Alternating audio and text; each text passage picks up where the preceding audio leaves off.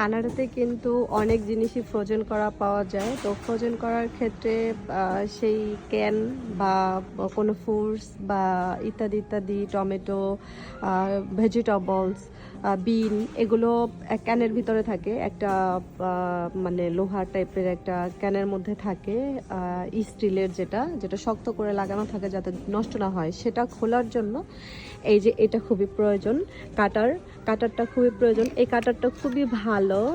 এটার দাম কত পড়বে?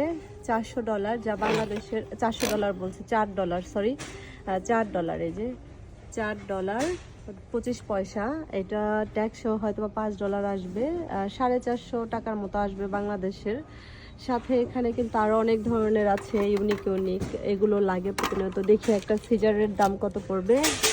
মোটামুটি এটা মানে একটু রাফ ইউজ করার জন্য প্রতিনিয়ত প্রায় 75 পয়সা, যেহেতু $2। এটা ট্যাক্সও হয়তো বা $3 আসবে, 250 টাকার মতো আসবে বাংলাদেশের। খুব যে বেশি দাম তাও না, আর অনেক যে কম দাম তাও না। কানাডা থেকে এগুলো এই দামে নিয়ে কিনতে হবে। তো কেমন লাগলো দেখে অন্য একটু ভিডিওতে কথা বলি। আল্লাহ হাফিজ।